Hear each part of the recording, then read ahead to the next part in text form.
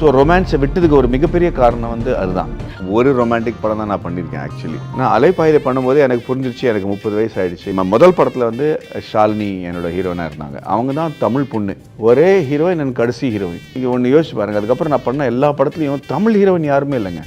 நான் ரொம்ப தவிச்சிட்டேன். ஸோ ரொமான்ஸை விட்டதுக்கு ஒரு மிகப்பெரிய காரணம் வந்து அதுதான். ரொமான்டிக்காக நான் நிறைய படங்கள் பண்ணது கிடையாது. அலைப்பாயுதை மின்னலே மட்டும்தான். அதுக்கப்புறம் ரன் ஓரளவுக்கு, but it's more of an action film.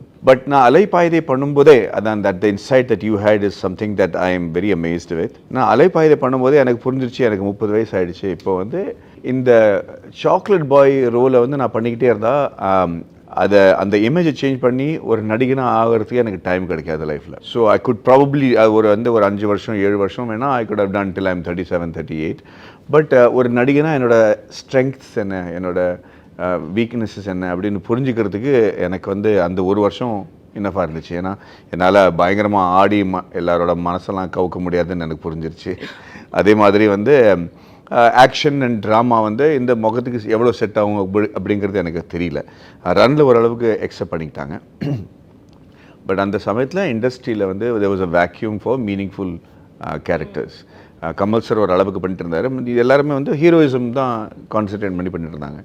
So அப்போவே கன்னத்தில் முத்தமிட்டால், இல்லை அன்பே சிவம், இல்லை எனக்கு தம்பி அப்படிங்கிற சில படங்கள்லாம் வந்து அமையும் போது நான் வந்து அதை ஓகே சொன்னது தான் I think was a boon in disguise. Yes. அதே சமயத்தில் I got the break in Hindi also to do like 3 Idiots and Guru and விட்டதுக்கு ஒரு மிகப்பெரிய காரணம் வந்து அதுதான்.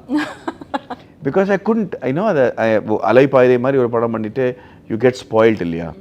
அண்ட் அவங்க ஷாலினி படம் தமிழ் பேசுவாங்க. ஸோ அதில் வந்து நம்ம ஸ்பார் பண்ணுறதுக்கு ஒரு ஆப்பர்ச்சுனிட்டி கிடைக்கும். ஸோ நான் லைவ் சவுண்ட் இல்லாமல் படம் பண்ண மாட்டேன்னு முடிவு பண்ணி பல வருஷங்கள் ஆயிடுச்சு. அதில் என்ன ஆகுனா, மொழி தெரிஞ்சிருந்தால் தான் அந்த படம் பண்ண முடியும், இல்லாட்டா நம்ம அப்புறம் டப்பிங் பண்ண முடியாது. ஸோ அதில் என்ன ஆச்சுன்னா எல்லாமே இப்போ I think only exception was Vikram Vedha. இல்லை, we didn't do that with live sound for some reason, but அதில் எல்லாருமே தமிழ் பேசுகிறவங்களா இருந்தாங்க. So it is easy to work. So அதனால் என்ன ஆகுதுன்னா, now I am able to freely act. இந்த படத்தில் வந்து நயன்தாராக்கு வந்து நான் I think it's her first film where she's இப்போ எல்லாரும் பேசுகிறாங்க வேறு, நீங்கள் காமெண்ட்டில் பார்த்தீங்கன்னா அவங்களே டப் பண்ணியிருக்காங்கன்ட்டு. பட் அது தப்பு, அவங்க டப் பண்ணல, லைவ் சவுண்ட் அது. அவங்க அப்படி தான் பேசியிருக்காங்க, அவ்வளோ அழகான குரலில் பேசியிருக்காங்க. அந்த கதாபாத்திரத்துக்கு உயிர் கொடுக்குறதே அந்த குரலும் அவங்க பேசுகிற டயலாக் அண்ட் பிரமாதமாக பண்ணாங்க.